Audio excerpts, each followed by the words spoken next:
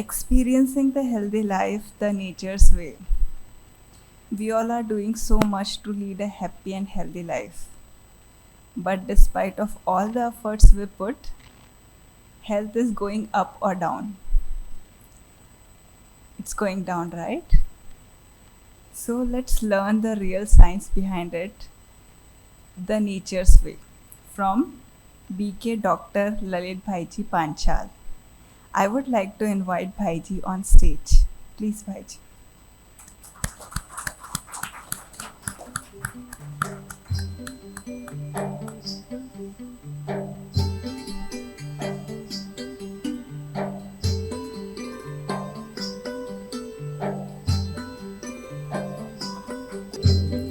Bhaiji is practicing naturopathy for over 12 years, currently serving as senior consultant naturopath at Tapovan Yog and Naturopathy Center, Pathar, Gujarat. Also serving as a consultant naturopath at Triloki Hospital, Alkeshwar, Gujarat, and its sister firms in Canada and Dubai. Bhaiji has provided naturopathy consultation for treatments of thousands of patients all over the world with various health conditions like kidney, liver, cancer, diabetes, BP, arthritis, cardiac, physiological, neurological, allergic, obesity, gastric ailments and disasters. Ailments and diseases. The experience is expanded for patients of age as small as 3 years to as old as 89 years, as well as expecting mothers also. He has treated with naturopathy to give the normal deliveries. A holistic approach to physical, mental, as well as spiritual healing has always been a key focus of his treatment methods. Patient diagnosis is based on their physical structure, behavioral aspects, body language, speech, expressions, eye movements, etc., which naturally require a huge experience and compassion for the health seekers. He has conducted outreach programs to educate patients on the benefit of natural therapies and lifestyle improvements in order to attain a happy and healthy life. Bhaiji is following Brahma Kumari's principles for the last 18 years. We are really fortunate to have Bhaiji with us for learning about the health. So we will start with two minutes of meditation and the session will start. Thank you, Bhaiji.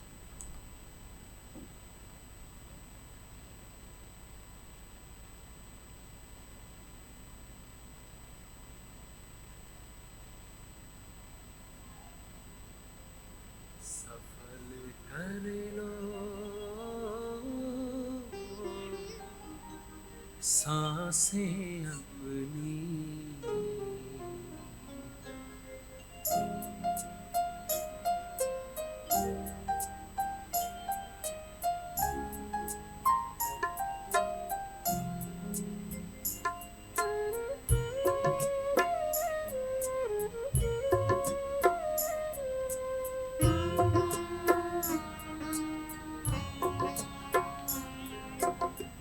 सफल कर लो सांसें अपनी, परम पिता को याद कर। सफल कर लो सांसें अपनी, परम पिता को याद कर। व्यर्थ न जाए जीवन अपना, व्यर्थ न जाए जीवन अपना, पल पल को आबाद कर। सफल कर लो सांसें अपनी, परम पिता को। ओम शांति। ओम शांति।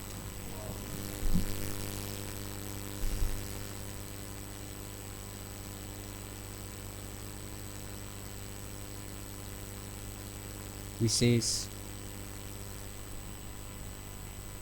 साइलेंस में 2 मिनट बैठने से हम अपने भीतर एक ऐसी ऊर्जा अनुभव करते हैं। क्यों? क्योंकि साइलेंस में बैठने से हम जो नेगेटिविटी होती है उससे फ्री हो जाते हैं, क्योंकि अधिक हमारी एनर्जी नेगेटिव सोचने में खर्च होती है, नेगेटिव बोलने में खर्च होती है, नेगेटिव देखने में खर्च होती है, नेगेटिव सुनने में खर्च होती है। हम जो भी भोजन करते हैं क्यों करते हैं? भोजन क्यों करते हैं? शरीर को चलाने के लिए। भोजन करते हैं शरीर को चलाने के लिए, है ना? ताकि उस भोजन से हमें ताकत मिले, शरीर को शक्ति मिले। तो भोजन से हमें अर्थात हमारे शरीर को शक्ति जो प्रदान होती है, वो शक्ति हम कहाँ वेस्ट खर्च करते हैं?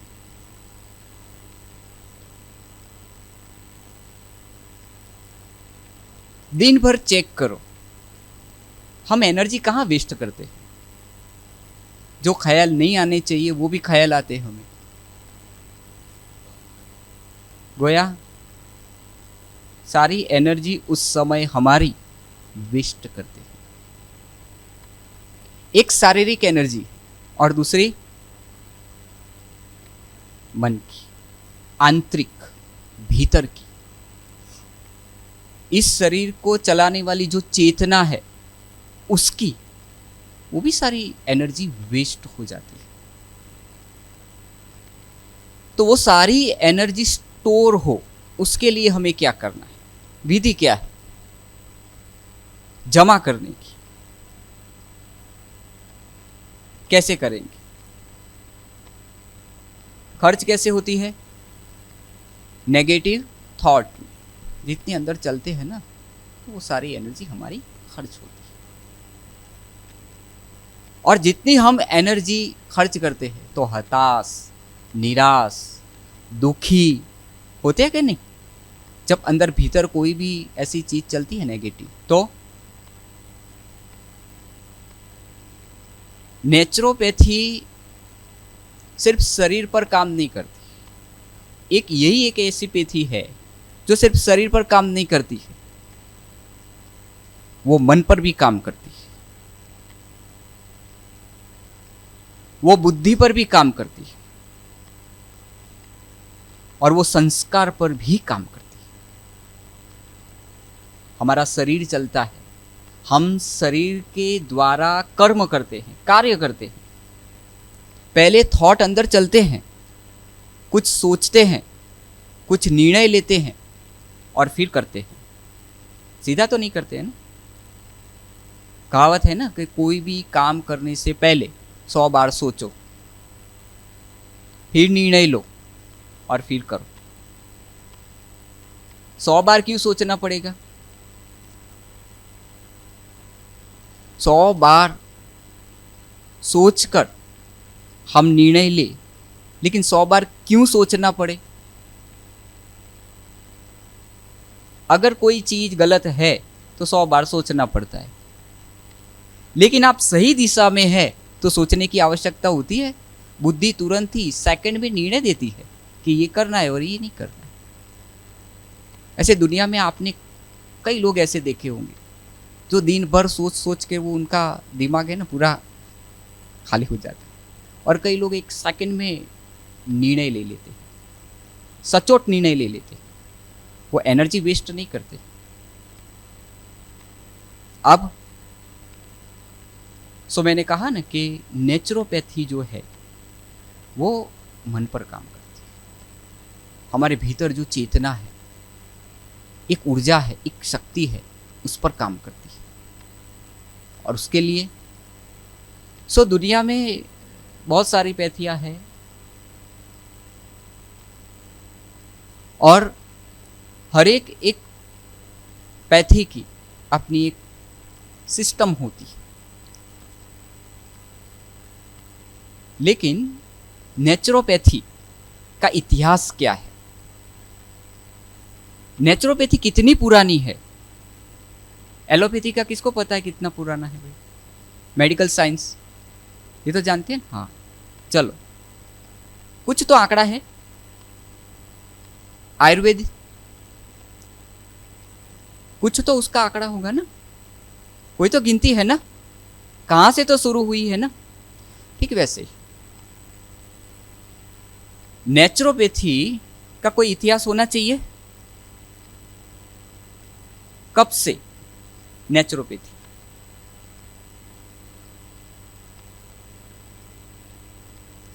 जब से प्रकृति अर्थात 5 तत्वों की उत्पत्ति हुई है, तब से नेचुरोपैथी है।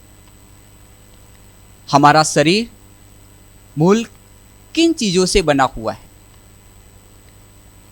ये शरीर है ना हमारा, ये किन चीजों से बना हुआ है? प्रकृति के 5 तत्वों से बना हुआ है। अब ये नॉलेज है हमें कि शरीर प्रकृति के 5 तत्वों से बना हुआ है। जब चेतना इस शरीर से अलग होती है तो ये शरीर फिर 5 तत्व में विलीन हो जाता है ना। ये तो हम सभी जानते हैं। लेकिन अब थोड़ा रोगों पर जाएंगे ना, क्योंकि टाइम भी थोड़ा कम है। नेचुरोपैथी का विस्तार तो बहुत बड़ा है। जब इतिहास की बात आती है तो फिर वो उसका विस्तार बहुत बड़ा हो जाता है। लेकिन कई चीज़ें हमें थोड़ी सार में लेनी होती है, क्योंकि टाइम का भी थोड़ा सा देखना पड़ता है ना। तो ये सारी चीज़ें समझना बहुत ज़रूरी है। अब हम रोगी बने हैं, अर्थात ये शरीर रोगी बना है। एक शरीर रोगी होता है और दूसरा मन रोगी होता है। मन से भी कहीं देखो, शरीर से ना हो तो मन से हो, मन से हो तो, और जो मन से रोगी होता है वो तन से अवश्य बनेगा, आज नहीं तो कल होना ही होना है। अब मन को भी तंदुरुस्त बनाना है उतना, और तन को भी, तन और मन। अब शरीर के अंदर कौन सी चीज होती है? दुख होता है शरीर के अंदर। शरीर के अंदर क्या चीज होती है? दर्द होता है। दर्द शरीर के अंदर होता है। कब? जब शरीर के अंदर कोई रोग होता है ना, रोगी बनते हैं ना, तब हमारे शरीर के अंदर दर्द उत्पन्न होता है। और दुख शरीर के अंदर नहीं होता है, दुख हमारे मन के अंदर होता है। अब दुख से भी छूटना है और दर्द से भी छूटना है, तो उसका बैलेंस करना बहुत जरूरी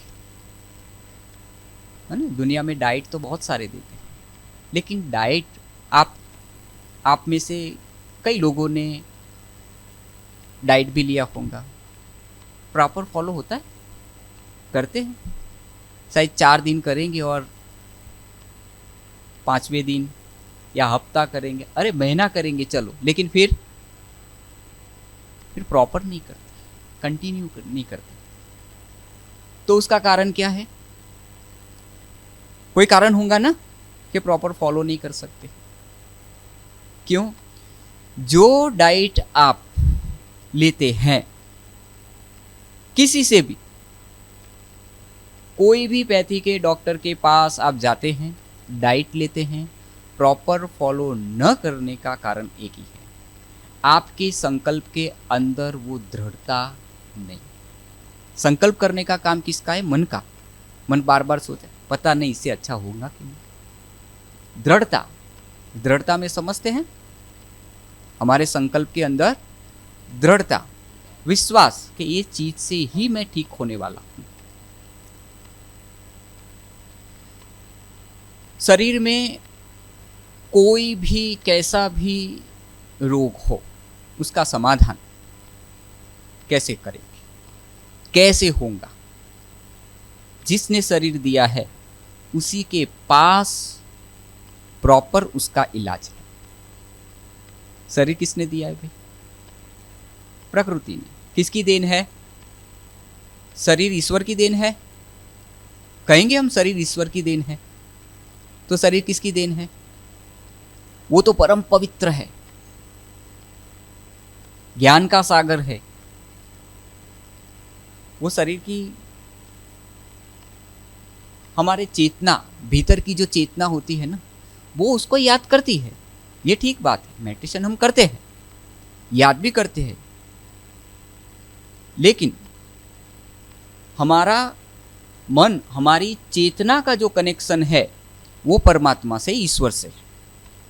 हम अपना मन उससे जोड़ते हैं, लेकिन तन को ठीक करने के लिए हमें किससे जोड़ना पड़ेगा? इस शरीर में कोई भी छोटी बड़ी प्रॉब्लम है तो इसको किससे जोड़ना पड़ेगा? मन बीमार है तो ईश्वर से जोड़ो, तन बीमार है तो नेचर से जोड़ो। सीधा सा हिसाब है। हाँ, बीमार है, मंदिर गए, हे ईश्वर, हो जाएगा समाधान। करना तो हमें है। इसका शरीर के अंदर कोई भी छोटा मोटा रोग का है तो उसका समाधान किसके पास है?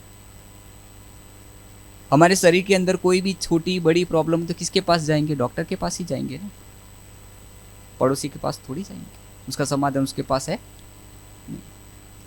अब जटिल से जटिल रोगों का निदान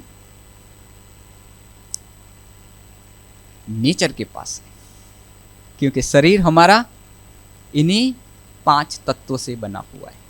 तो इन्हीं 5 तत्वों से ही हम फिर से अपनी खोई हुई हेल्थ वापस ले सकते हैं। किससे? हम जितने नेचर से दूर हुए हैं ना, प्रकृति से जितने दूर हुए हैं ना, इतने हम रोगी बने।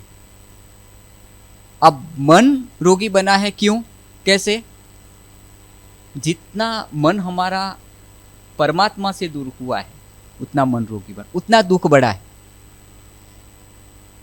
जिनके जीवन के अंदर मेडिटेशन है उसका मन कभी भी रोगी नहीं होता। और मन रोगी है अर्थात उसकी फीलिंग्स क्या होती है जानते? दुख।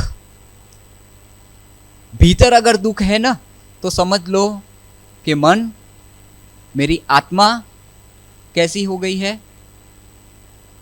लेकिन सदा खुश रहे तो खुशी के अंदर हमेशा है ना हमारी एनर्जी कैसी रहती है, और दुख के अंदर शरीर की एनर्जी भी घट जाती है। अनुभवी है ना कि नहीं है? हमें प्रैक्टिकल उन सारी चीजों का हमें अनुभव है। तो शरीर का भोजन, जैसे शरीर का भोजन है ना, वैसे मन का भी भोजन। मन का भोजन क्या है? श्रेष्ठ, शुद्ध, पवित्र संकल्प। अच्छे अच्छे संकल्प करना, थॉट अच्छे अच्छे होने चाहिए, नेगेटिव नहीं होने चाहिए। क्योंकि हमारे मन को हमें उतना ही हेल्दी रखना है जितना हमको तन को रखना है। तो मन के अंदर कोई भी नेगेटिव थॉट नहीं चले, इसमें विशेष समय पहले ध्यान देना है। क्यों? जिसका मन रोगी उसका तन का दर्द बढ़ने का कारण भी मुख्य एक है। भीतर से अर्थात मन से हम कहीं ना कहीं असंतुष्ट हैं। असंतुष्टि, क्या हम सभी संतुष्ट हैं? संबंधों में संतुष्ट है, परिवार में संतुष्ट है, कोई भी फील्ड हो आपका कार्य करने का, है ना, वहां पर आप संतुष्ट है? कहीं ना कहीं छोटी मोटी प्रॉब्लम तो है ही है। तो क्या करेंगे? स्थान छोड़ते हैं हम? परिवार से किनारा करते हैं? नहीं। तो क्या करते हैं? अच्छा, और मन को निरोगी रखना है। पहले पहले अपने मन को निरोगी रखना है। क्यों? जो लीकेज होता है ना मन का, वो बंद करना है। कहाँ लीकेज है? जैसे मटका भी होता है तो उसको भी छोटा सा छेद होगा तो क्या करेंगे? पानी भरने से पहले क्या करेंगे? उनको पता है कि छेद है, भरेंगे तो क्या होगा? वो निकल जाएगा, बह जाएगा। तो क्या करेंगे? हम पहले उसको छेद को बंद करेंगे, फिर भरेंगे तो भरा रहेगा। उसका सदुपयोग होगा, उसका दुरुपयोग नहीं होगा। हम नेगेटिव थॉट अंदर करते हैं या भीतर चलाते हैं तो उसके अंदर अधिक हमारी एनर्जी खर्च हो जाती है, क्योंकि इस शरीर को चलाने वाले शरीर के अंदर एक चेतना है, अदृश्य शक्ति है। सब समझते हैं ना, जानते हैं ना, जिसको एक आध्यात्मिक भाषा में कहते हैं कि शरीर को चलाने वाली आत्मा है। और उसके अंदर मन, बुद्धि, संस्कार, ये 3 सूक्ष्म शक्तियां हैं। जैसे हम कहते मेरा मन नहीं मानता है, मेरी बुद्धि काम नहीं करती है, अरे मेरा स्वभाव ऐसा है, मेरा संस्कार ऐसा है। उसको चेंज करना चाहते हैं लेकिन चेंज नहीं होता है। उसका कारण कोई सपोर्ट नहीं मिल रहा है उसको। सपोर्ट तो चाहिए ना, जैसे बीमारी से बाहर निकलने के लिए कोई सपोर्ट चाहिए ना हमको, कि कोई दवाई है, कोई औषधि है, तो वो सपोर्ट है उस बीमारी को टिकाए रखने के लिए, कि वो टिकी हुई है, बढ़ती नहीं है, घटती नहीं है। सो एलोपैथी में जो भी दवाई लेते हैं तो वो क्या करते हैं? आप प्रेशर की गोली ले रहे हैं या शुगर की गोली ले रहे हैं, कोई भी गोली ले रहे हैं, तो वो क्या करती है? वो मेंटेन करती है। हाँ, स्वाभाविक है। वो क्या करती है? बैलेंस में रखती है। लेकिन जैसे ही उस गोली का पावर धीरे धीरे आपका कम होता जाता है, फिर वापिस तो उसका प्रॉपर वो उसका सॉल्यूशन तो नहीं खोल। क्यों? क्यों? डॉक्टर बदलने से हो जाएगा कि चलो ये नहीं, ये नहीं, नहीं। तो क्या बदलना पड़ेगा? क्या चेंज करना पड़ेगा? हमारी पूरी लाइफस्टाइल चेंज करनी पड़ेगी, हमारा स्वभाव चेंज करना पड़ेगा, हमारा नेचर चेंज करना पड़ेगा। जब उसके अंदर कुछ चेंज हम लाते हैं तो हम प्रैक्टिकल हमारे जीवन के अंदर कुछ न कुछ नवीनता अनुभव करते हैं। होता है? होता है कि नहीं? लेकिन कभी हमने अपने ऊपर ध्यान नहीं दिया है। सबसे अधिक एनर्जी हमारी खर्च कहाँ पर होती है? हम प्रैक्टिकल जो सारी चीजें ना, उस प्रैक्टिकल आपको सुना, हमने अपने ऊपर ध्यान नहीं दिया है, हमने हमेशा दूसरों पर अधिक ध्यान दिया है। हम क्या करते हैं? हमारा जो दृष्टिकोण है ना, वो अधिक दूसरों पर जाता है, अपने पर नहीं जाता है। जैसे किसी को गुस्सा आता है तो अरे ये बहुत गुस्सा कर रहा है, लेकिन गुस्सा तो मुझे भी तो आता है ना। लेकिन कभी मैंने अपने आप पर ध्यान दिया है? नहीं, कि तुझे गुस्सा नहीं करना। हम दूसरों को कह अरे तुम्हें गुस्सा नहीं करना चाहिए, लेकिन मैंने अपने आप को कभी टोका अरे तेरे को गुस्सा नहीं करना चाहिए, ये गलत बात है। नहीं, हम अपने आप को कभी शिक्षा नहीं देते, हम दूसरों को देते। और जितना हम दूसरों को शिक्षा देते जाते हैं, है ना, उतनी हमारी जो गलतियां है वो धीरे धीरे धीरे धीरे क्या होती है? उसका विकास होता जाता है, वो बढ़ती जाती है। देखो, ये समझने वाली बात पूरा लाइफस्टाइल में आता है। हमारे स्वभाव मूल काम करता है हमारे हेल्थ पर। स्वभाव के अंदर चेंज लाएंगे तो आपकी हेल्थ के अंदर चेंज आएगा। भोजन का विस्तार थोड़ा सा हम लेंगे बाद में, लेकिन पहले हमारे मूल स्वभाव पर हमें टिकना है कि हमारा स्वभाव कैसा होना चाहिए। अब मेरा सवाल है, हमारा स्वभाव कैसा होना चाहिए भाई? हमारा स्वभाव पहले पहले शांत होना चाहिए। फिर हमारा स्वभाव कैसा होना चाहिए? मीठा होना चाहिए। इसे शुगर नहीं होगा, हाँ, और शुगर होंगी ना तो वो भी चली जाएंगी। तो हमारा स्वभाव कैसा होना चाहिए? शांत और मीठा। हमारा स्वभाव कैसा होना चाहिए? स्नेही, प्यार वाला। हमारा स्वभाव कैसा होना चाहिए? हेल्प करने वाला, सहयोगी। हमारा स्वभाव, हमारा मूल स्वभाव कैसा होना चाहिए? चलो, गुस्सा किसको 4 दिन गुस्सा रहता है? ऐसा है, अगर गुस्सा आया तो वो 4 दिन रहा, गया ही नहीं। हमारा मूल स्वभाव क्या है? प्रेम वाला। हमारा मूल स्वभाव शांत। हमारा मूल स्वभाव, बोलो ना, स्नेह वाला। हमारा मूल स्वभाव सहयोग देने वाला। हमारा मूल स्वभाव आनंद में रहने वाला। हमारा मूल स्वभाव की बात करें, हमको क्या पसंद है? हमारा जो स्वभाव है वही हमको पसंद है ना। कोई मेरे से प्यार से बोले, है ना। हमारा मूल स्वभाव क्या है? हमको जो पसंद है वही व्यवहार दूसरों के साथ करना है। करना क्या है? मुझे क्या पसंद है, ध्यान अपने पर देना है। देखो, मेजॉरिटी बीमारियां आने का जो कारण है वो हमारी मानसिक अवस्था है। छोटी बड़ी कोई भी प्रॉब्लम है, डॉक्टर कहेगा भाई एक ही बात पर अटेंशन दिलाएगा, टेंशन मत लेना। टेंशन बढ़ने का कारण नेगेटिव थॉट।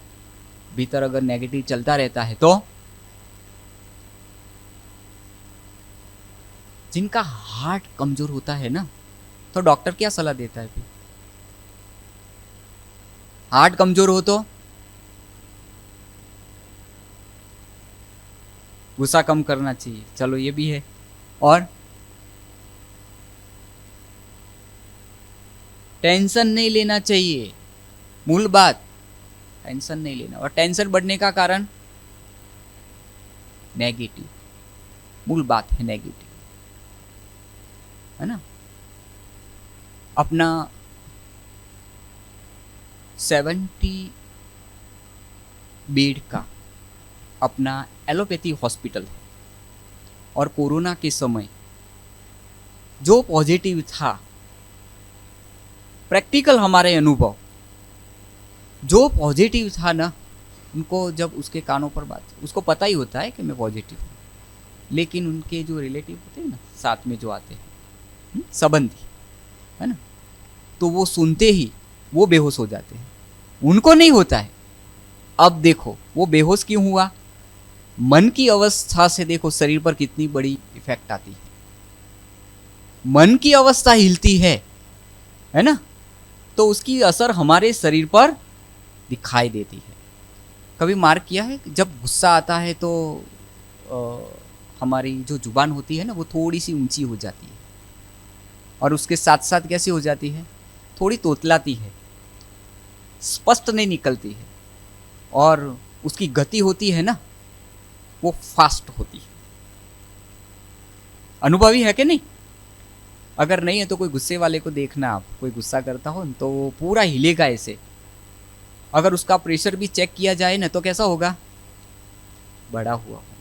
मन से ही आधी बीमारियां है, तो आधी बीमारियां हम मन से ठीक कर सकते हैं, और आधी बीमारी हम अपनी पूरी लाइफस्टाइल चेंज करके कर सकते हैं। जो जीने की कला है ना, वो हमारे मन से शुरू होती है। जीने की कला हमारी वो मन से शुरू होती है, क्योंकि मन में जो चलता है वही आंखें देखती है, और वही हम कर्म करते हैं।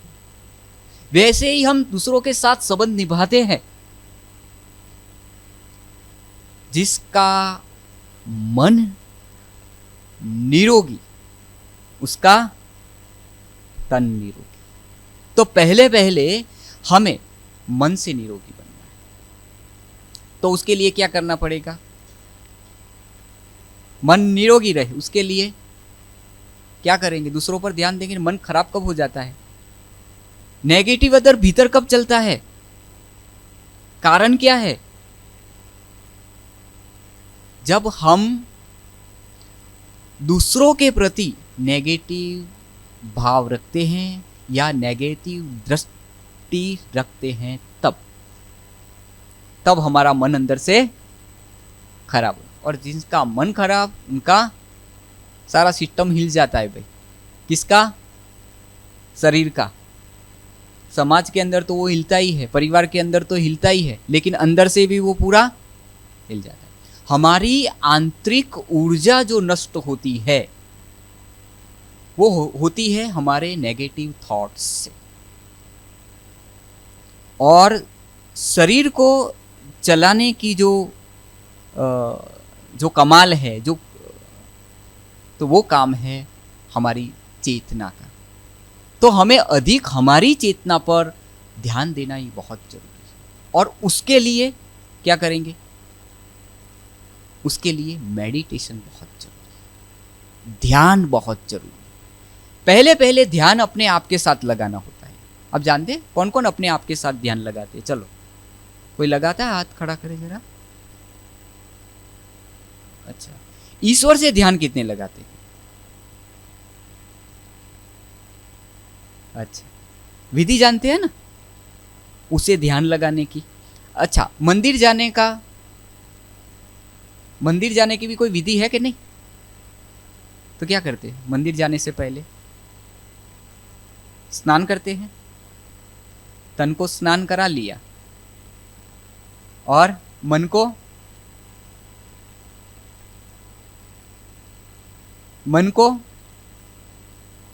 पर कितना ध्यान देते हैं? मंदिर जाते हैं लेकिन मन पर कितना ध्यान देते हैं? इसलिए कहावत है ना, मन को ही मंदिर बना लो। तो मंदिर के अंदर कोई नेगेटिव चीज प्रवेश करेंगी, एंटर होंगी अंदर? कभी नहीं। मन को मंदिर बना लो। तो वो कला भी यहां सिखाई जाती है कि मन को मंदिर कैसे बनाना, घर को मंदिर कैसे बनाना, वो कला यहां पर सिखाई जाती है। और जिनको ये कला आ गई, मैं 18 साल से इस ब्रह्मा कुमारी संस्था से जुड़ा हुआ, मैंने बहुत स्टडी की, पूरा वर्ल्ड घुमा, कोई धर्म मैंने पीछे नहीं रखा, हर धर्म की किताब उठाकर मैंने पढ़ी, कोई स्टडी करने में कुछ भी मैंने बाकी नहीं रखा। लेकिन प्रैक्टिकल जो चीजें मैंने यहां आकर सीखी, 18 साल का मेरा खुद का अनुभव। अपना नेचुरोपैथी सेंटर भी है, एलोपैथी हॉस्पिटल भी है, स्टाफ भी बहुत बड़ा है, सारी चीजें मैनेज करती। लेकिन मेरा मुख्य काम जो है वो मानसिक अवस्था पर है। जिनकी मन की अवस्था ठीक है उनकी शरीर की व्यवस्था बहुत अच्छी होती है। जिनकी मन की अवस्था ठीक है उनके व्यवहार सबके साथ बहुत अच्छे होते हैं। और जिनके व्यवहार सबके साथ अच्छे होते हैं ना, उनके संबंध भी बहुत अच्छे होते हैं। और जिनके संबंध अच्छे होते हैं ना, उनको कुछ भी होता है ना तो उतना ही सहयोग मिल जाता है। होता है ना सर? समाज के अंदर अच्छे से व्यवहार से चले, उसकी कला भी मैंने इसी ब्रह्मा कुमारी संस्था में आकर सीखी। हमेशा मेरे जीवन का एक ही लक्ष्य रहा, मेरे जीवन का सदुपयोग होना चाहिए। जितना हम सदुपयोग करते हैं ना, जितना सदुपयोग करते हैं ना, सुख और शांति उतनी हमारे जीवन के अंदर बढ़ती है। मैं अपने अनुभव आपके साथ शेयर कर रहा हूं। गम जैसी परिस्थिति नहीं आती, ऐसा नहीं है, परिस्थिति तो बहुत सारी आती है, लेकिन उस परिस्थिति के अंदर स्थिति कायम कैसे रहे, वो ध्यान की कला मैंने इस संस्था के अंदर सीखी। वंडरफुल। तो ये समझने वाली बात है। तो मन को हमें कैसा बनाना है? सरल और चलो, अच्छा ये भी है, शांत। और हमारा मन धैर्यता वाला बनाना है। धैर्यता है हमारे अंदर? बोलो ना, धैर्यता है? अच्छा, और धैर्यता, धैर्यता किसको बोलते हैं? ये तो समझते हैं ना सब। हाँ, हमारे जीवन के अंदर धैर्यता होनी बहुत जरूरी है, और जिनके जीवन के अंदर धैर्यता है वो कभी भी कहीं भी हार नहीं खा सकता है कोई कोई अनुभवी है ऐसे? परिस्थितियां हमारे जीवन के अंदर बहुत सारी आती है, लेकिन धैर्यता पूर्वक, है ना, सामना नहीं करते हैं, लेकिन स्वस्थिति को हम अपनी संभाल लेते हैं, विचलित नहीं होते हैं, प्रभावित नहीं होते हैं, उसके सरेंडर नहीं होते हैं, लेकिन हम स्वस्थिति में स्थित हो जाते हैं। स्वस्थिति में स्थित होना बहुत जरूरी है।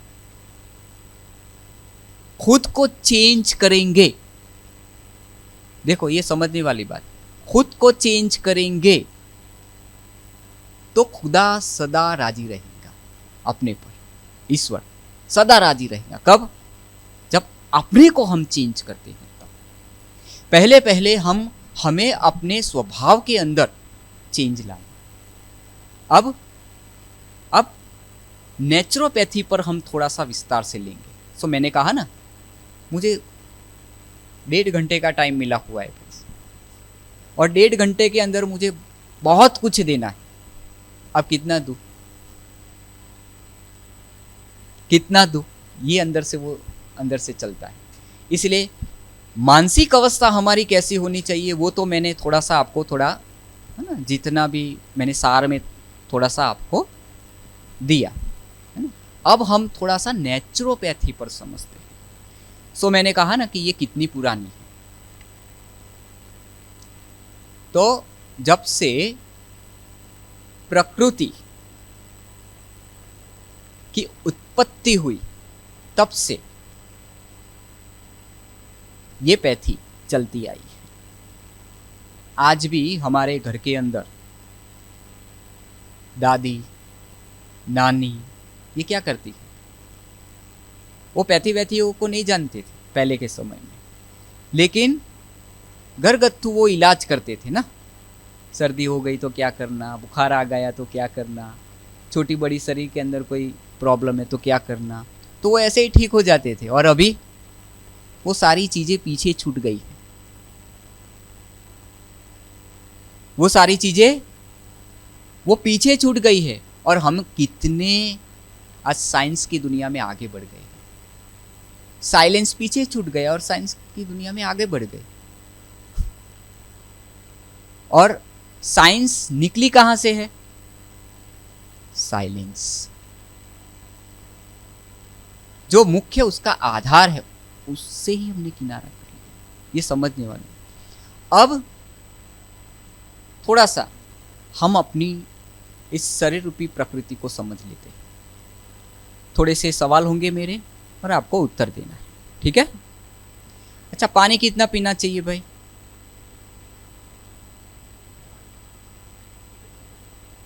देखो यही बात है, कितना पीना चाहिए? हाँ, 5 लीटर्स दिन भर में। बहुत अच्छा, चलो।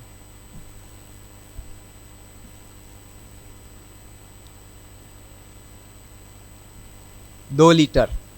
अच्छा, 2 लीटर। और 3 से 4 लीटर। पीछे वाले कोई? ठीक है, ये आंकड़ा ठीक है? तो आप बताओ, आप मना कर रहे हो तो उसका उत्तर आपके पास होगा ना। चलो, कितना पीना चाहिए? यस, हाँ, आपने थोड़ा सा सुन लिया है ना। ये समझने वाली बात है। देखो, पानी हमें कितना पीना चाहिए, मैं एक बात आपको खास करके नोट करा रहा हूँ। हमें अपनी प्रकृति को जानना है। स्वयं के डॉक्टर बनो। स्वयं के डॉक्टर बनो। कब बनेंगे? जब दिल की सुनेंगे, जब दिमाग की सुनेंगे, तब। तो कोई डॉक्टर की आवश्यकता, कोई औषधि की आवश्यकता नहीं है। ये प्रैक्टिकल मैंने हजारों पेशेंटों पर वंडरफुल रिजल्ट देखे। मैं अथॉरिटी से सुनाता हूं। किसकी सुननी है? पानी कितना पीना है? इतना 5 लीटर नहीं, 2 लीटर नहीं, 3 लीटर नहीं, दिन भर। मेरा खुद का अनुभव सुनाता हूं। दिन भर 500 से 600 ml पानी पीता हूं, इससे अधिक में पानी नहीं पीता। अब आप कहेंगे हमको तो 2 लीटर, 2.5 लीटर, 3 लीटर पानी प्यास अनुसार हम पी लेते हैं, लेकिन मैं 600 ml पानी पीता हूँ, 500 ml हो गया, और कभी कभी तो वो भी नहीं पीता हूँ। हमारे शरीर के अंदर पानी कितना परसेंट है? 70%। 30% क्या है? ठोस है ना, हड्डी आदि ये सारी चीजें। 30% में आप ले लीजिए। 70% हमारे बॉडी के अंदर पानी है। तो उतना दिन भर हमें क्या लेना चाहिए आहार में? मूल बात पर मैं आता हूं।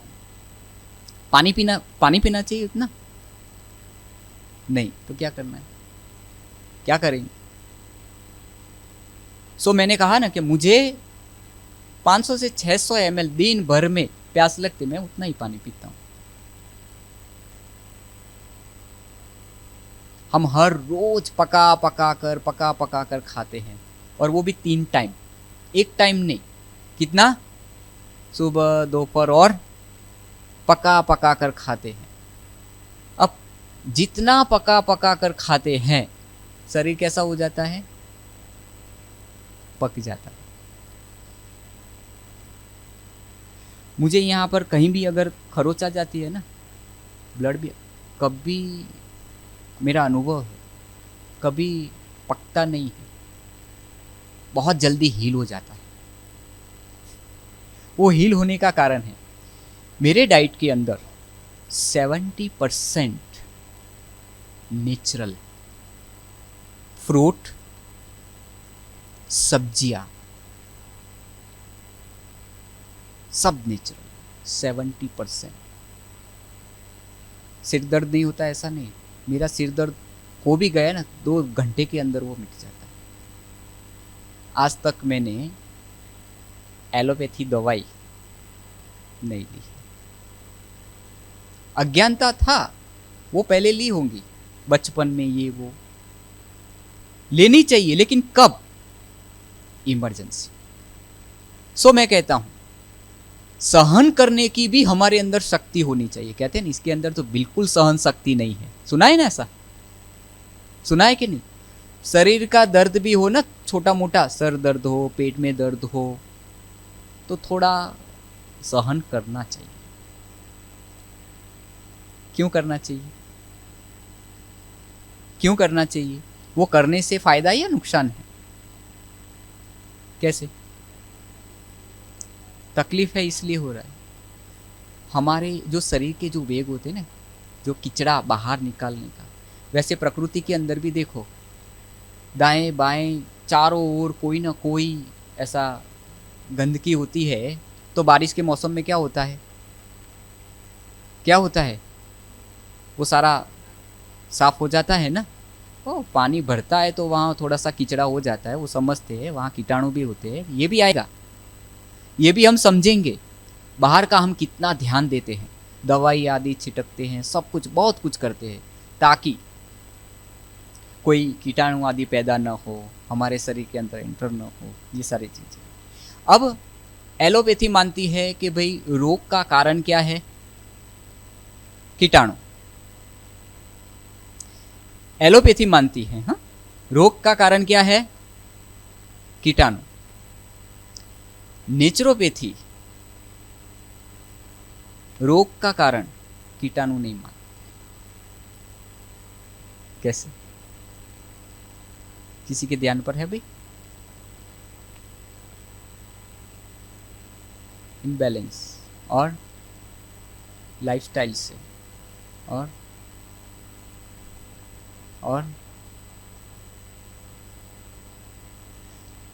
आप जो भी भोजन लेते हैं वो सही ढंग से पच जाता है पूरा, उसका पाचन सही ढंग से होता है कि नहीं होता है?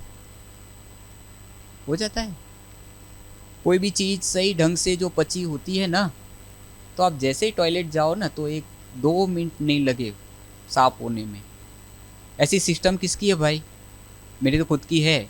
गए और 2 मिनट तो बहुत ज़्यादा है। पशु पक्षियों को देखा है? गाय को देखा है? झाड़ पर कोई कौवा, तोता, है ना, कोई भी होते हैं, उनको देखे है ना, उनका पेट साफ होने में कितना वक्त लगता है? कुछ सेकंड, जैसे ही पेट साफ हो वो उड़ जाते हैं। गाय को देखो, पेट साफ होने में वो कोई जोर करती है? नहीं, कुछ सेकंड के अंदर उसका पेट साफ हो जाता है। और एक मनुष्य प्राणी का पेट साफ होने में कितना टाइम लगता है? लौकिक घर के अंदर ऐसा होता है ना कि अगर गए हुए हो और कोई बाहर से, अरे कितनी देर कितना टाइम, नहाने में टाइम नहीं लगता है। हाँ, नहाने में तो, अब देखो, ये समझने वाली बात है, जरा सोचिए। अब ये सिस्टम सारी हमारे शरीर की खराब होने का मूल कारण आपको मैं बता रहा हूं। गरिष्ठ भोजन, ठोस ऐसा भोजन जो सीधी हमारी पाचन को खराब कर देता है। और होता क्या है, जब पाचन खराब होती है तो जो आप भोजन लेते हैं ना, वो भोजन सही ढंग से पचता नहीं, पाचन नहीं होता है। और जो चीज पचेगी नहीं, क्या होगा? वायु करेगी। और वो वायु तो बाद में करता है, सड़ता है। एक तो हम पका कर खाया, है ना, पका कर खाया, अंदर गया, वो सही ढंग से उसका पाचन नहीं हुआ, वो सड़ा। कोई चीज सड़ती है तो उसके अंदर क्या होता है? सीधा सा आप बुद्धि लगाओ, क्या होता है? कोई भी चीज सड़ती है तो क्या होता है? उसके अंदर कीटाणु पैदा होते हैं। बाहर के कीटाणु पनकते कब है? कोई फ्रूट आदि होता है, सब्जी आदि होती है, उसके अंदर से, बाजार से जो लाते हैं, उसके अंदर से कोई भी चीज़ थोड़ी सी बिगड़ी हुई, सड़ी हुई चीज़ होती है तो वो क्या करते हैं, हम उसको साइड में निकाल देते। क्यों निकाल देते हैं भाई? क्योंकि वो दूसरे को खराब नहीं करे, दूसरे को सड़ा नहीं लग जाए, है ना। तो वो समझते हैं कि भाई इसको भी खराब करे, इससे अच्छा इसको बाहर निकाल दो। और रोज हमारे शरीर के अंदर सही ढंग से जो भी आहार लेते हैं ना, वो कोई ऐसा वो बोल दे ना कि अरे बहुत अच्छे से पच जाता है और अच्छे से सुबह मेरा पेट साफ हो जाता है, अगर वो चीज़ हो ना तो ये प्रेशर आदि होना ही नहीं चाहिए, शुगर नहीं होनी चाहिए, प्रेशर नहीं होनी, हार्ट की प्रॉब्लम नहीं होनी चाहिए, अर्थराइटिस नहीं होना चाहिए। ये सारी जो भी बीमारी आदि, बीमारी नाम इतने सारे हैं ना, लिस्ट निकालेंगे तो बहुत सारा हो जाएगा, तो थोड़ा विस्तार से ये सब समझ लीजिए। सारी बीमारियों की जड़ जो है हमारा पेट। जड़ को सुधारना है हमें। ये सुधर गया तो एक इसको सुधारना है और दूसरा मन को सुधारना है। इसका विकास कभी नहीं होना चाहिए। पेट का विकास कब होता है? ये बड़ा कब होता है? सड़ता है तब। गैस किसको किसको होती है भाई? गैस होने का कारण क्या है?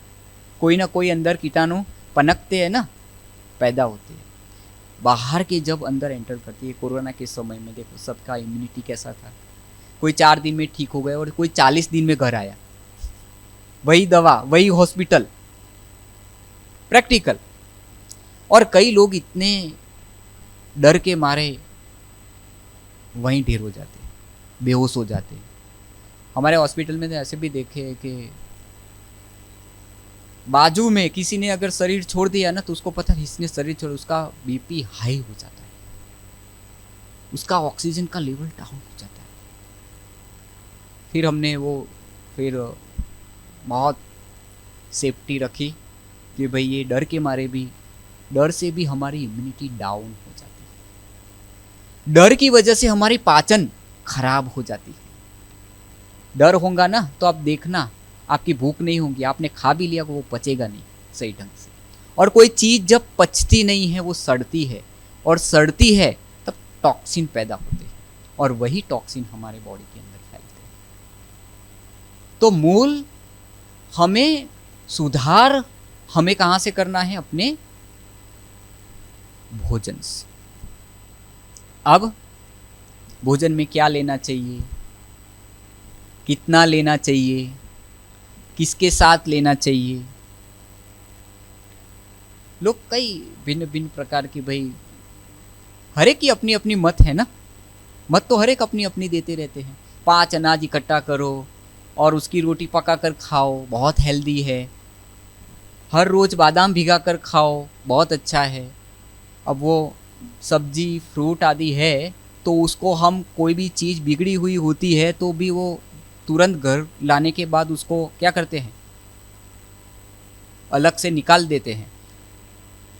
ताज़ा भोजन लेने के बाद भी जिसको गैस होता है उसका कारण एक ही है, हमारे पेट के अंदर असंख्य जीव, सूक्ष्म जीव होते हैं, वो पनपते हैं अंदर। और जैसा ही आप शुद्ध आहार लेते हैं, ताज़ा आहार लेते हैं, तो भी वो गैस क्रिएट करता है, वो बनाता है। क्यों?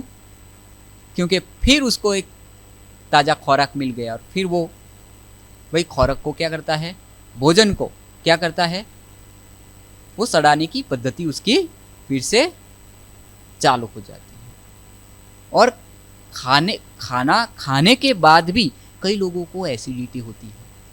एसिड जैसी चीज़ शरीर के अंदर बनना ये कोई मामूली चीज़ नहीं है।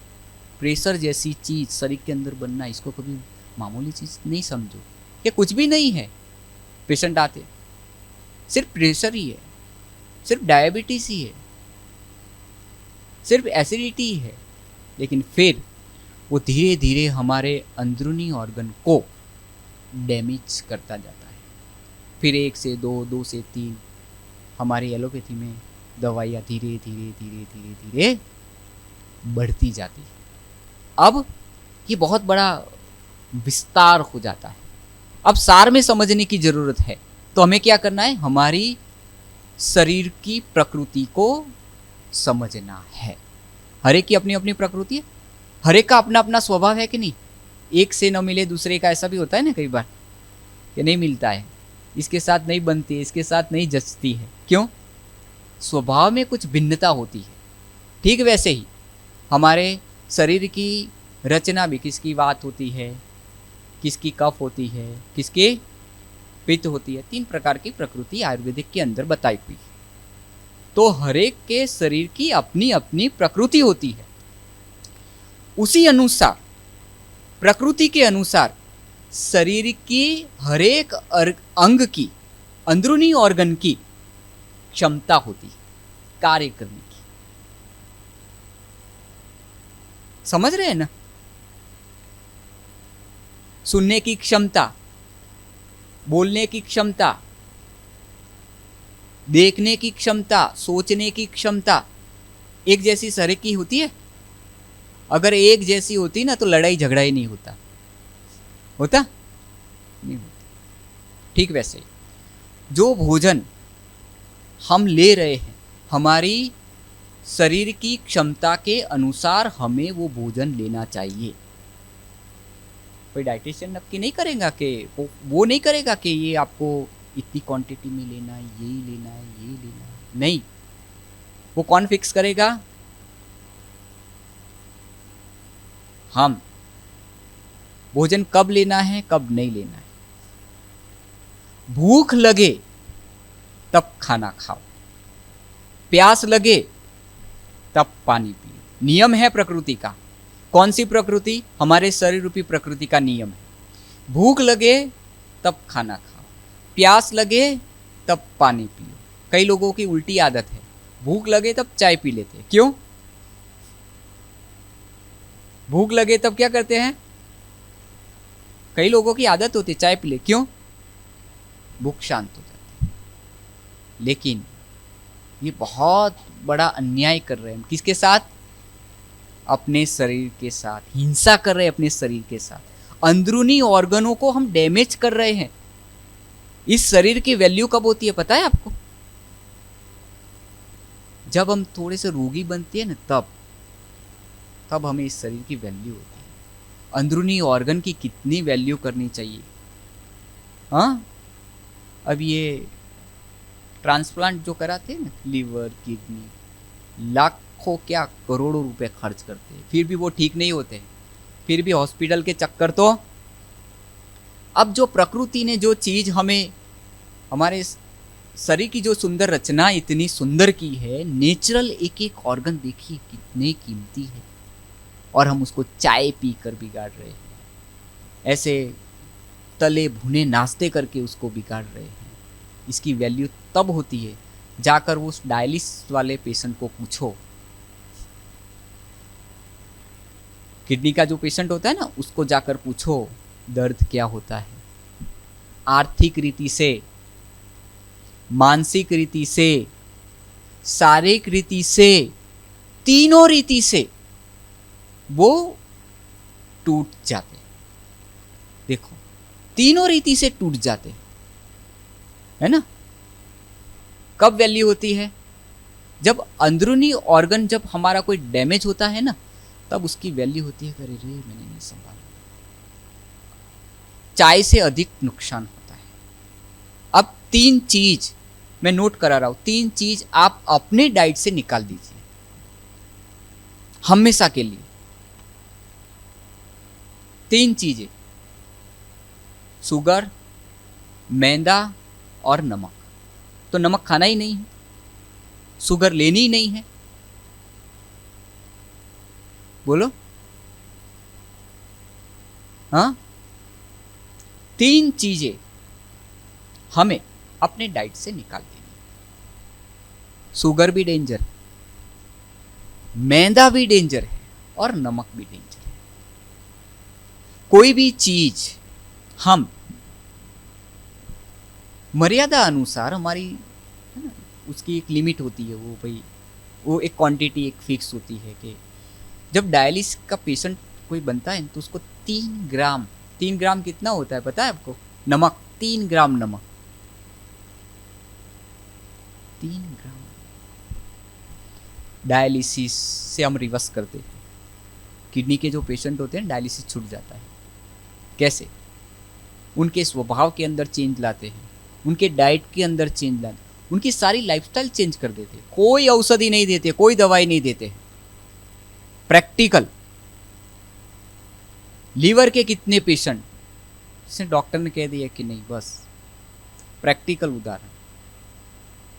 सिर्फ लाइफस्टाइल चेंज करने से सारे अंदरूनी ऑर्गन के अंदर चेंज देखने को मिलता है।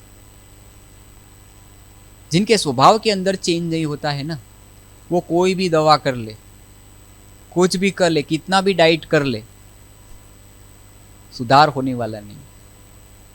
2 चीज में सुधार बहुत जरूरी है। इसलिए 3 चीजों को आप अपने डाइट से निकाल दीजिए।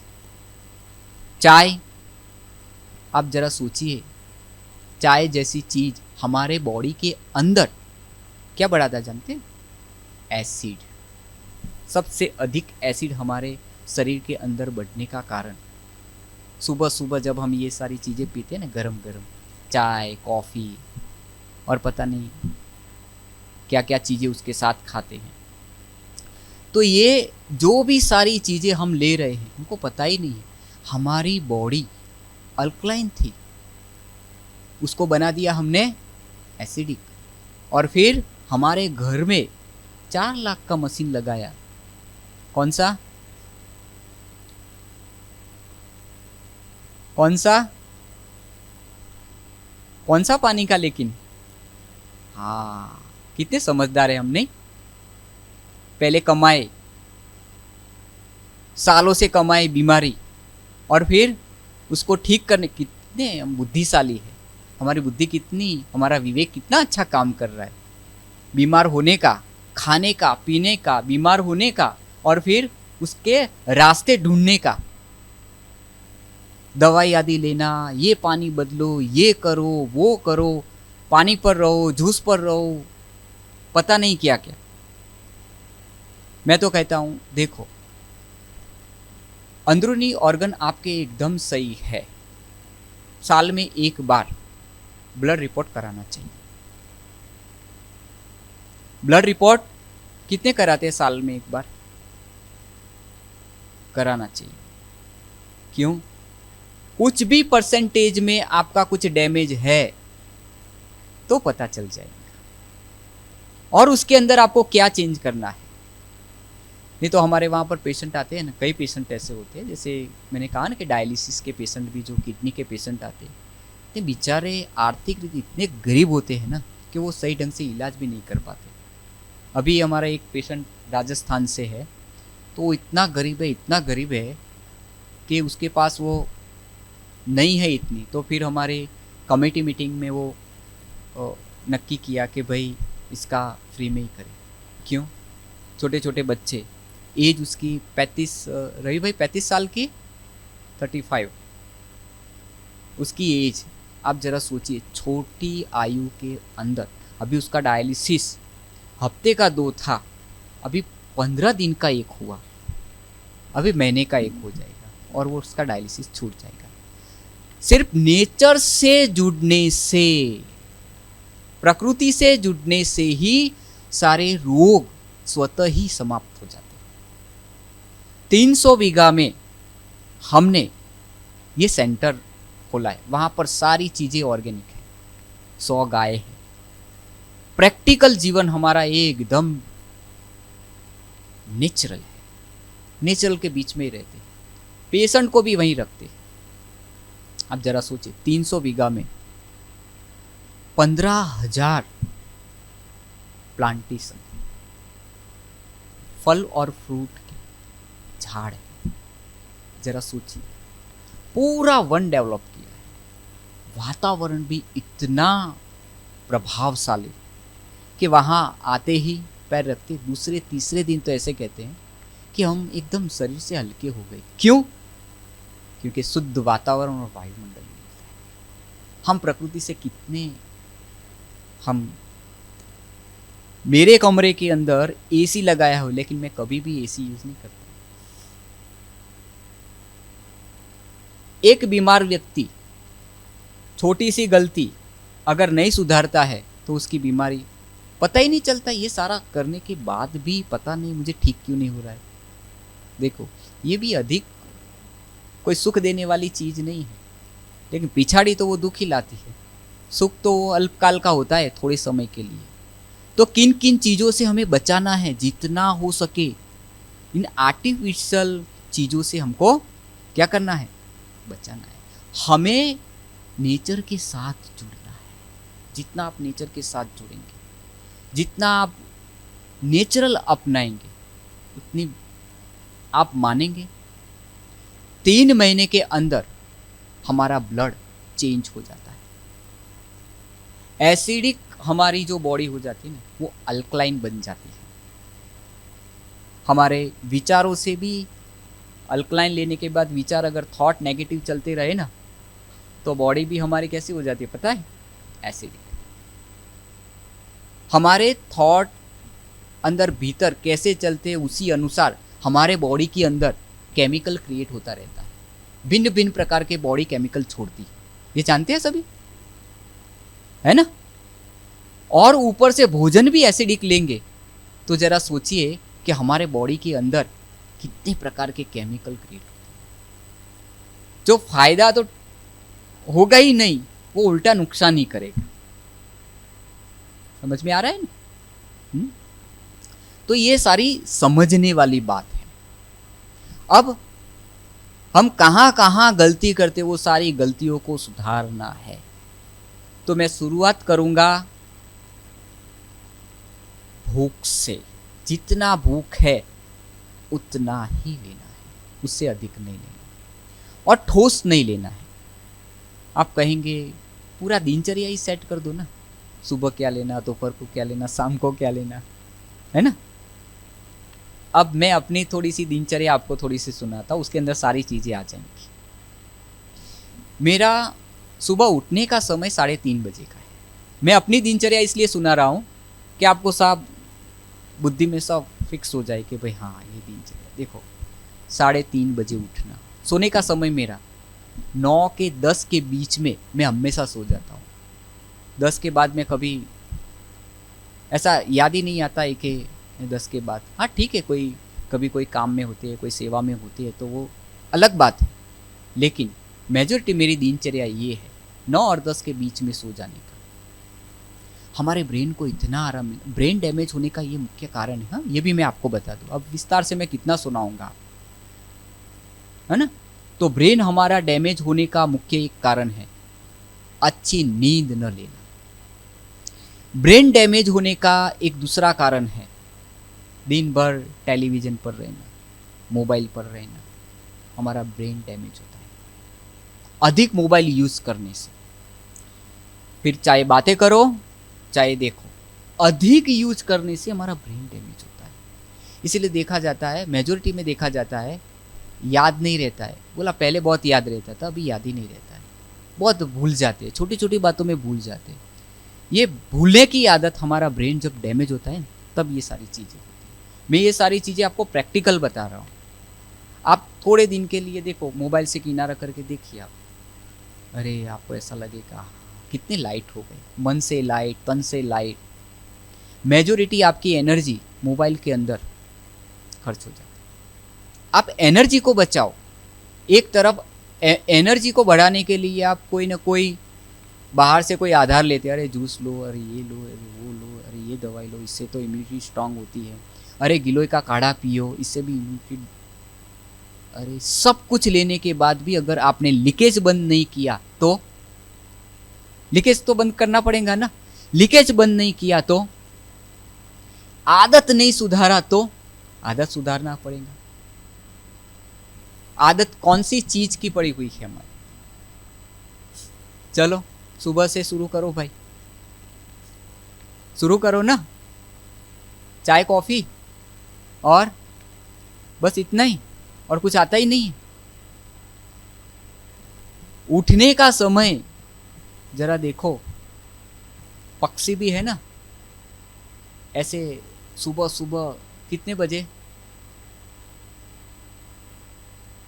3:30 4 बजे इतने मीठे स्वर में कितना हमारा मन प्रफुल्लित कर देते हैं, करते हैं ना। हाँ, और वो झाड़ पर जब चढ़ जाते हैं 9 बजे के बाद आपको कोई आवाज़ सुनाई देती है पक्षियों की। और एक मनुष्य प्राणी एक ऐसा है 12-1 बजे तक चिक चिक चिक चिक चिक चिक करता ही रहता है। वो अपना भी खाली करता है और दूसरों का भी खाली करता है। अपनी भी एनर्जी वेस्ट और दूसरों की भी एनर्जी वेस्ट होता है ना। ये सारी प्रैक्टिकल चीजें हमारा ब्रेन डैमेज होने का मूल एक कारण है। एक हमारी नींद अच्छी ना हो, इसलिए मैं खुद 9-10 के बीच में सो जाता हूँ। 3:30 बजे उठना मेरी खुद की दिनचर्या। 3:30 बजे उठकर मैं अपने आप के साथ बातें करता हूँ, मेडिटेशन अपने आप के साथ। उसके साथ बाद में बात करता हूँ, लेकिन मैं अपने आप के साथ पहले बात करता हूँ। कल का दिन मैंने कैसे बिताया, किसके साथ कोई दुर्व्यवहार तो नहीं किया, होता ही नहीं है। अगर कहीं परसेंटेज में हुआ तो दूसरे दिन माफी। आज के दिन तो ये सारी चीजें होनी ही नहीं। तो मैं अपने आप के साथ पहले योग लगाता हूँ, अपने आप के मन को साफ करता हूँ, बुद्धि को साफ करता हूँ, संस्कारों को, मेरी चेतना को मैं अंदर से साफ करता हूँ, फिर मैं उसको याद करता हूँ। बिना स्नान के जैसे मंदिर में नहीं जाते हैं, ठीक वैसे ही मन को भी हमें श्रेष्ठ संकल्प कर स्नान कराना चाहिए, फिर ईश्वर को याद करना चाहिए। तो पहला काम मेरा अपने पर फोकस रहता है। 3:30 बजे मैं अपने आप के साथ बात करता हूँ। मेरा निजी गुण, मेरा निजी स्वभाव कैसा होना चाहिए, नेचुरल कौन सी चीज़ होनी चाहिए। अब जरा देखिए, एक एग्जाम्पल के तौर पर आपको समझा रहा हूँ। कि आपने गैस पर कोई तपेली में पानी भरकर रखा गर्म करने के लिए, ठीक है, और उसको आपने गैस से नीचे उतारा, तो वो धीरे धीरे क्या हो जाएगा? कितना समय वो गर्म रहेगा? थोड़े समय के लिए। फिर वो मूल अपने गुण अनुसार अपने स्वभाव में आ जाता। उसका गुण है शीतलता का, वो फिर से अपने स्वभाव में आ जाता है। उसको फ्रिज में रखो, बाहर निकालो, क्या होगा? बर्फ होने के बाद भी बाहर निकालो तो क्या होगा? धीरे धीरे वो पिघलने लगेगा, मूल अपने स्वरूप में आ जाएगा, स्वभाव में आ जाएगा। ठीक वैसे ही हम कितना भी गुस्सा करें किसी पर, लेकिन फिर भी बाद में पश्चाताप होता है ना अंदर से, अरे मेरे को ये नहीं करना चाहिए उसके साथ, लेकिन कंट्रोल ही नहीं रहा। फिर बाद में हम शांत हो जाते हैं। मतलब हमारा मूल स्वभाव गुस्से का नहीं था, मेरा मूल स्वभाव तो शांत रहने का ही था। अब ये समझने वाली बात। तो मैं अमृत वेला 3:30 बजे जब उठता हूँ तो मैं मेडिटेशन करता हूँ। मैं मेडिटेशन कभी मिस नहीं करता हूँ। आज तक मैंने मेडिटेशन मिस नहीं किया, क्योंकि मेरे शरीर के अंदर ही इतनी, मैं कभी अलार्म रख कर मैं नहीं सोता हूँ, बिना अलार्म के उठ जाता हूँ। मेरे मोबाइल की कभी रिंग नहीं बजती, मैं कभी रिंग नहीं रखता हूँ, साइलेंट मोड पर ही रहता है। मैं कभी, हाँ, साइलेंट मोड पर होता है, उसका आवाज़ भले ना वो दूसरे कमरे के अंदर होता है तो भी मुझे फील होता है कि मेरा मोबाइल बज रहा है, वो वाइब्रेट होता है ना, वो भी आवाज़। अब कई लोगों को तो अलार्म रखते हैं ना तो भी सुबह उठ नहीं पाते। अब जरा सोचिए, जरा हमारा ब्रेन कितना हर एक का ब्रेन डैमेज तो होता ही होता है, और अधिक जो हमारा ब्रेन डैमेज हुआ है वो मोबाइल के कारण।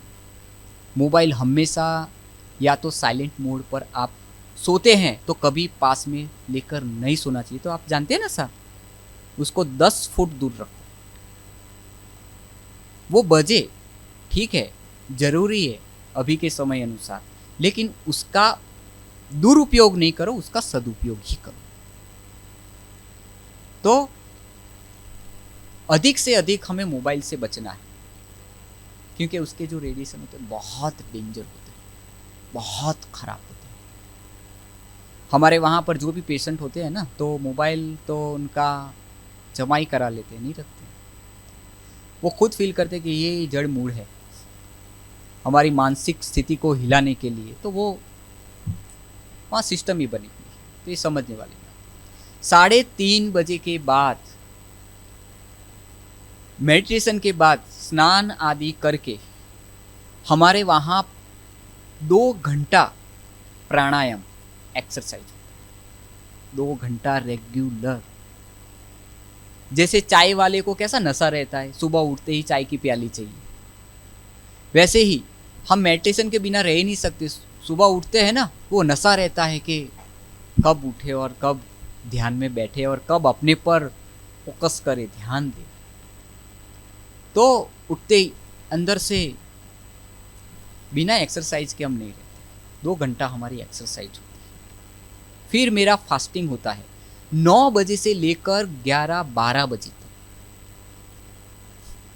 9 बजे, मैं 9 बजे से 12 बजे तक क्यों बता रहा हूँ?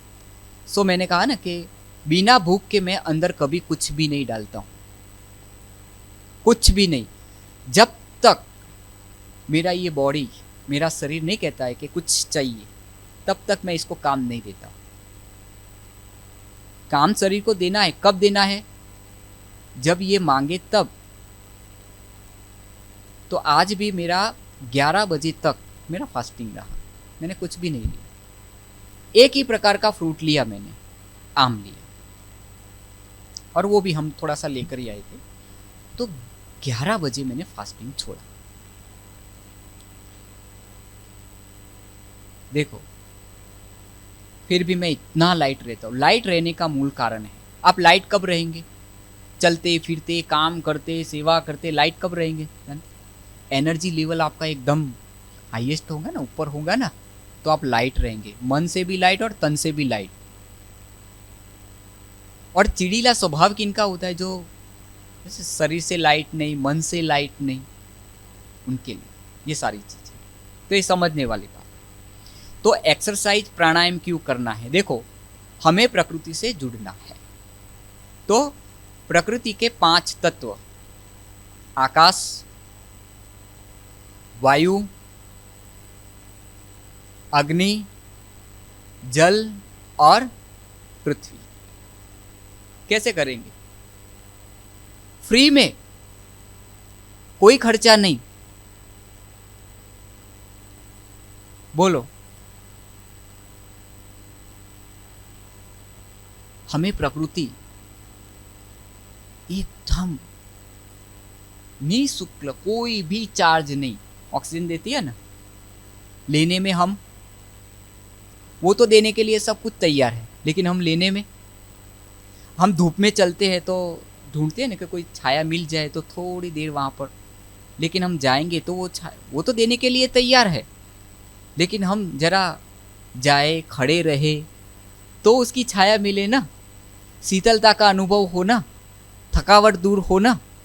तो प्रकृति तो देने के लिए तैयार है, लेकिन हम इतने सक्षम हैं लेने के लिए? है, वो देने के लिए तैयार है, लेकिन हम लेने के लिए तैयार नहीं है। देखो, आकाश तत्व का बैलेंस हमारे शरीर के अंदर कैसे आता है? फास्टिंग से। पोलांड, आकाश तत्व माना पोलांड। तो हमें क्या करना है?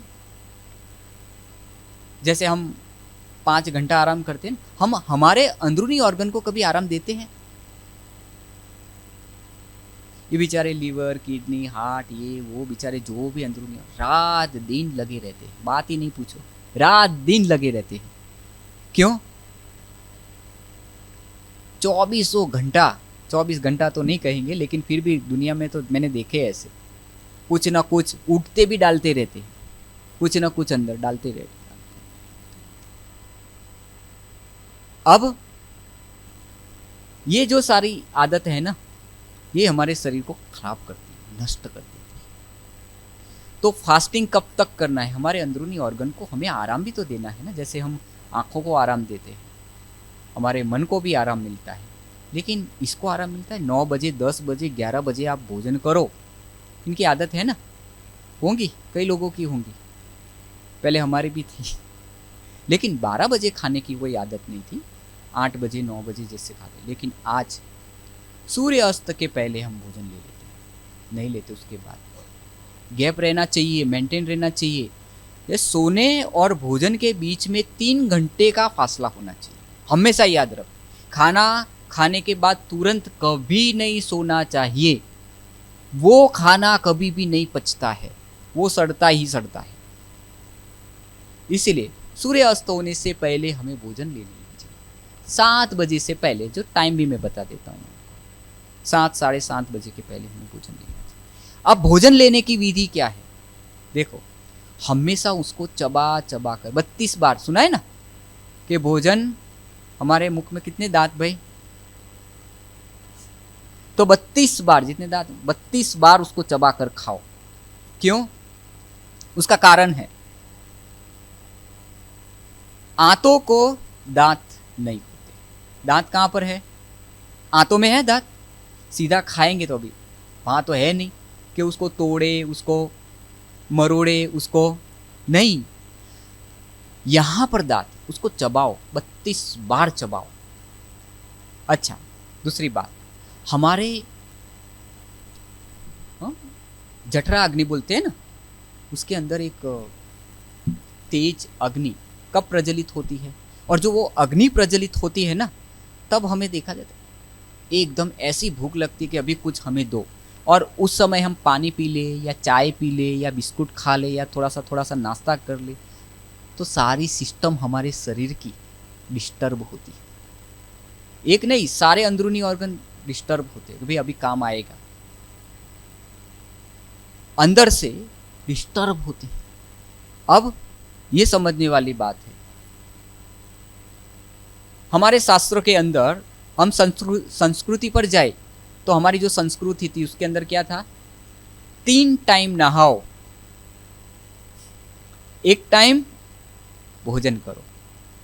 उसका उल्टा हो गया ना, 3 टाइम खाओ और 1 टाइम नहाओ। अंदरूनी सफाई तो कुछ नहीं हुई। 3 टाइम खाएंगे तो सफाई का टाइम तो शरीर को मिलता ही नहीं है। तो वो समय, फास्टिंग क्यों जरूरी है? आकाश तत्व का बैलेंस बहुत जरूरी है। तो फास्टिंग के साथ साथ हम जब प्राणायाम करते हैं, एक्सरसाइज करते हैं, तो ऑक्सीजन का लेवल हमारा बढ़ता है। हमारे शरीर के अंदर जो अशुद्धियां पड़ी हुई है उसको बाहर निकालने का काम कौन करता है भाई?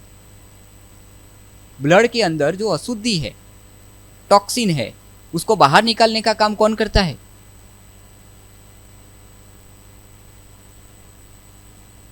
ऑक्सीजन।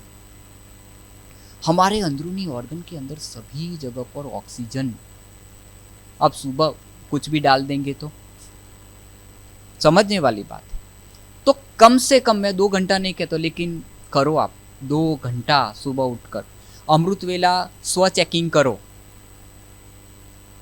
खुद के जज बनो,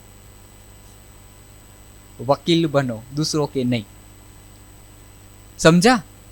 ये समझने वाली बात है। मेडिटेशन करो, सुबह उठकर अपने मन को साफ करो। तन को तो साफ करेंगे लेकिन मन को साफ करो। 2 घंटा प्राणायाम और एक्सरसाइज करो। उसमें खास करके मैं आपको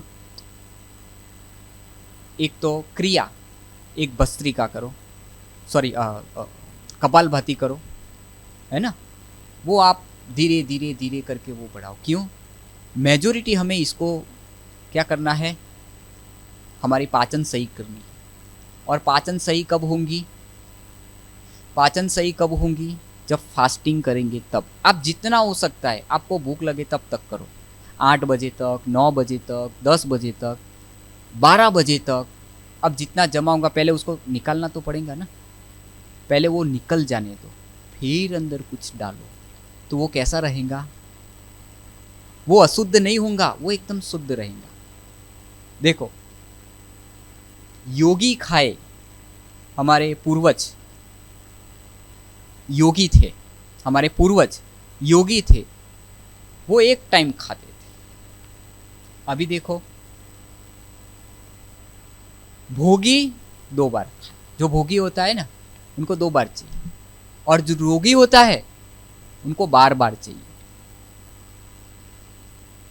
2 बार में, 3 बार में वो पेट नहीं भरता है उनका, उनको तो बार बार चाहिए, है ना? तो हमें कैसा बनना है भाई? हमारे पूर्वज कौन थे जानते? कौन थे? देवी देवता है। हमारे पूर्वज जो देवी देवता थे, हम हैं?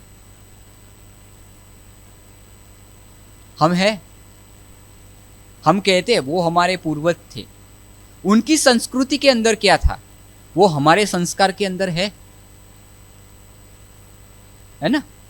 तो ये समझने वाली बात है। तो देखो, थोड़ा सा 5 मिनट में हम पूरा करते हैं।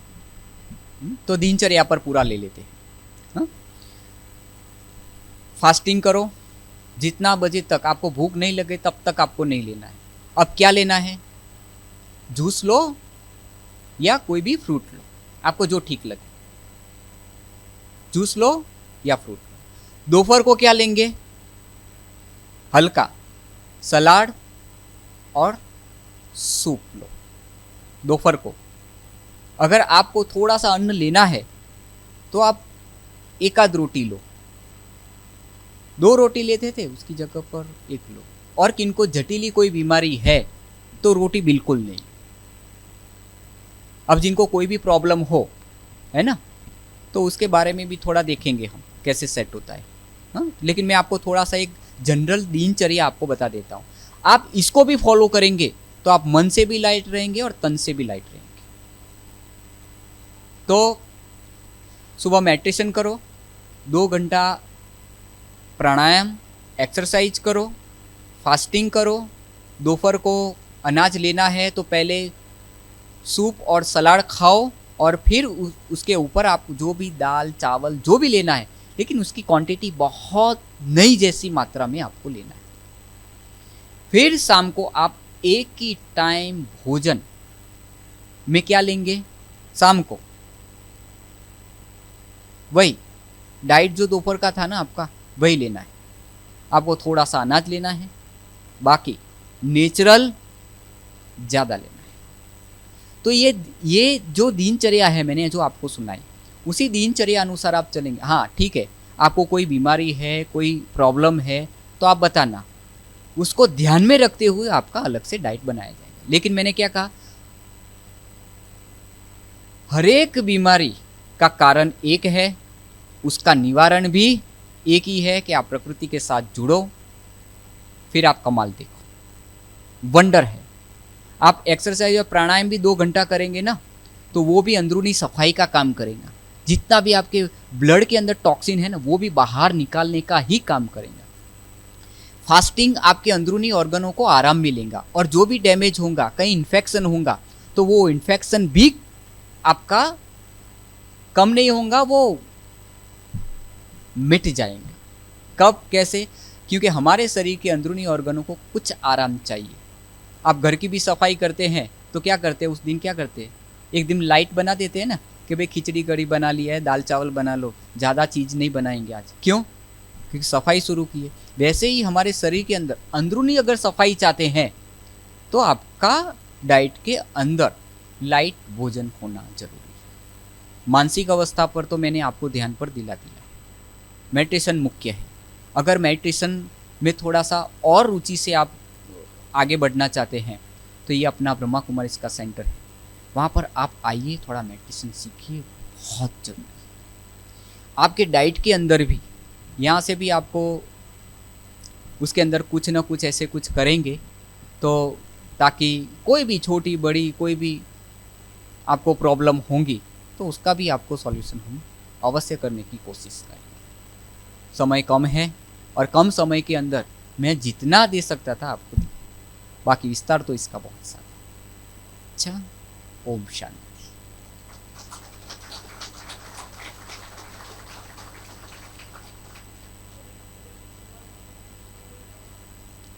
हाँ, तो वो सवाल है ना, आप यहाँ रवि भाई जी उनको लिखवा देना, ठीक है? अच्छा अच्छा, ऐसा है। तो आप ऐसा हो तो हम थोड़ा सा पर्सनल ऐसा हो तो आपको नहीं, ठीक है? अच्छा हाँ बोलिए।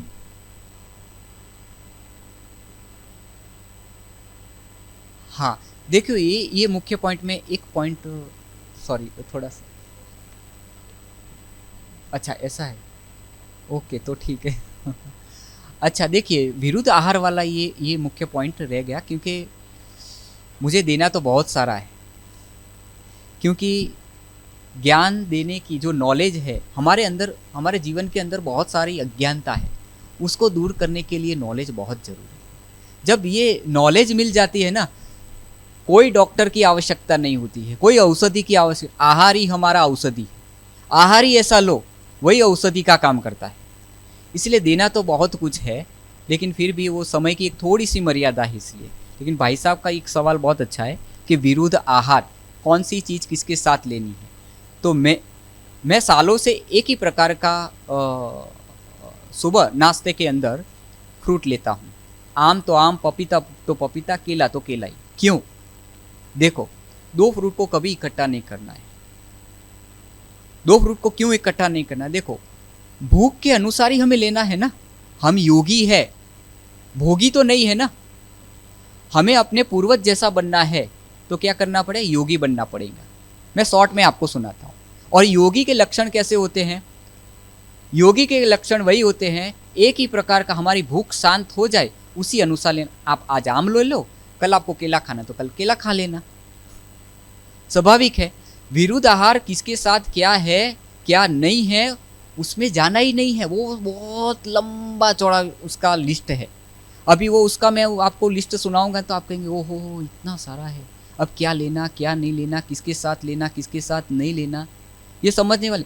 4 सब्जी क्यों इकट्ठा करना भाई? 4 दिन खाओ ना, अलग अलग सब्जी बनाकर आनंद लो उसका। योगी एक बार भोजन लेता है, हमारी भूख शांत हो उसी अनुसार लो ना।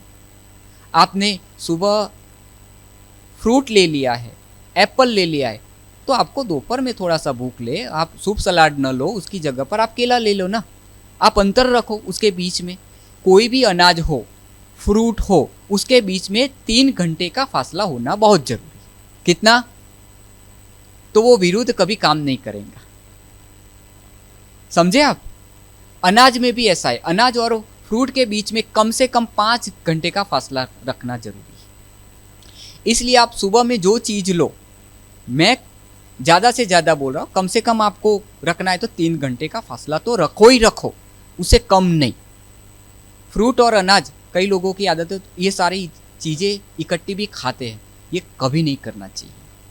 ये एकदम, क्योंकि फ्रूट है, उसकी पचने की उसका जो समय होता है ना, तो वो कम से कम समय होता है। लेकिन अनाज को पचने में 16 घंटा लगता है, और फ्रूट को पचने में हम ज़्यादा से ज़्यादा 3 घंटा ले सकते हैं। लेकिन अनाज जैसी गरिष्ठ भोजन जो हमारे शरीर के अंदर 16 घंटा से वो अधिक भी ले सकता है, क्योंकि हमने किस प्रकार का आहार लिया है, और बिना भूख के लिया है या भूख के साथ लिया हुआ है। बिना भूख का भी हमको पचता नहीं है। जैसे कहावत है ना, बिना मेहनत का सुख देता नहीं है, ठीक वैसे बिना भूख का पचता नहीं है। ये वो वाली चीज़ हो जाती है। इसलिए ये काम मांगे तभी दो, बिना इसको ऐसे काम नहीं दो। इसलिए कोई भी चीज़ को इकट्ठा नहीं करो। जो भी आपको लेना है, विरुद्ध आहार में क्या है क्या नहीं, उसके विस्तार में नहीं जाइए आप। इससे अच्छा है दाल चावल, तो दाल चावल लीजिए, उसके पहले आपको सलाद लेना है। 2 अनाज इकट्ठा नहीं, चावल और रोटी, इसको कभी इकट्ठा खाना ही नहीं है, हम कभी नहीं लेते इसको। ये विरुद्ध में ही आता है, दाल और चावल, और उसके साथ रोटी खा लिया। दाल चावल खाओ, लेकिन उसके साथ रोटी नहीं खाना है। दाल चावल तो दाल चावल खाओ, उसके साथ आप सलाद पेट भर के खाओ। प्रकृति ने कितना सुंदर पकाकर हमको दिया है, वो खाओ ना। हम आधा घंटे में पकाकर खा लेते हैं, अब विस्तार ज़्यादा हो जाएगा। और प्रकृति हमें 2 महीना मेहनत करती है पका कर देकर। फ्रूट सब्जी आदि जितना हो सके उसको नेचुरल फॉर्म में ही हमें लेना चाहिए। इसलिए सब्जी भी 4 प्रकार की नहीं लो, सब्जी भी आप 1 और 2 प्रकार की बहुत हो गई। उसके साथ दाल चावल आप ले लीजिए, या आप रोटी ले लीजिए। चावल को छोड़ दीजिए, चावल खा रहे तो रोटी को छोड़ दीजिए। 5 प्रकार का अनाज कभी मिक्स नहीं करना चाहिए। अभी बाजार में तो मिलते हैं ना, हाँ, तो वो नहीं लेना है। क्यों लेना? इससे अच्छा है वो 5 प्रकार का अनाज हर रोज अलग अलग आप बनाकर खाइए ना, तो बॉडी को भी पचने में एकदम सरलता है, उसके अंदर सरलता है ना। आपने चावल रखा है पकाने के लिए, माताओं से मैं बोल रहा हूँ, आप चावल पकाने के लिए गैस पर रख दिया, आधे पक गए, कोई गेस्ट आ गया, अरे 2 गेस्ट बढ़ गए, अब क्या करें? और बीच में आप चावल डाल देंगे, पकेंगे कभी? वो नहीं पकेंगे, उसको आपको अलग से ही रखना पड़ेगा। तो ज़रा सोचिए, कोई चीज़ हम जब लेते हैं तो उसको पूरा पाचन हो जाने दीजिए, भूख लग जाने दीजिए, फिर बाद में लीजिए, ठीक है? तो विरुद्ध आहार की लिस्ट तो बहुत लंबी चौड़ी है, उसमें नहीं जाइए आप।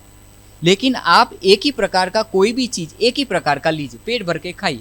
और आपको खाना है तो 3 घंटे के बाद और ले लीजिए, भूख लगे तब, है ना। आपका सवाल क्या था?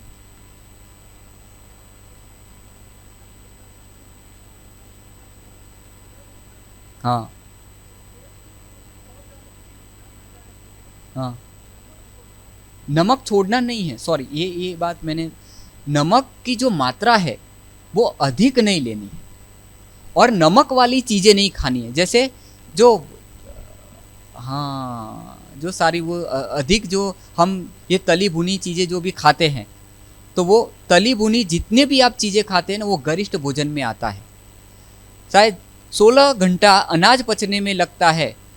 रोटी पर जो घी लगाकर खाते हैं वो कभी नहीं खाना चाहिए। घी और गुड़ अलग से खाइए, रोटी अलग से आप ऐसे ही कोरी खाइए। क्यों? ऊपर वो कोटिंग हो जाता है, और वो पचने में वो 16 घंटे के उससे भी अधिक वो टाइम लेता है। वो हमारे पाचन पर बहुत उसका दुष्प्रभाव पड़ता है। इसलिए गुड़ और घी अलग से आप लेकर खाइए रोटी के साथ, लेकिन रोटी पर घी लगाकर कभी नहीं खाइए। परोठे कभी नहीं खाने चाहिए, पूरी कभी नहीं खानी चाहिए, गोटे कभी नहीं, माना वो क्या बोलते हैं उसके, हाँ भजिया, वड़ा, दही वड़ा कभी नहीं खाना, ये विरुद्ध में आता है। दही और वड़ा एक दूसरे के इतने विरुद्ध है, वो खाना ही नहीं चाहिए। स्किन की सारी प्रॉब्लम होती है उससे, है ना। तो ये सारी चीज़ों में थोड़ा सा ध्यान देना चाहिए। बाकी ये विरुद्ध आहार का तो बहुत लंबा चौड़ा विस्तार है। फिर भी अगर टाइम सेट होगा, आप लोगों को अगर टाइम सेट होता है तो करेंगे, ठीक है। अच्छा, बाकी मैंने जो भी बेसिक था वो सारा मैंने ले लिया। ओम शांति।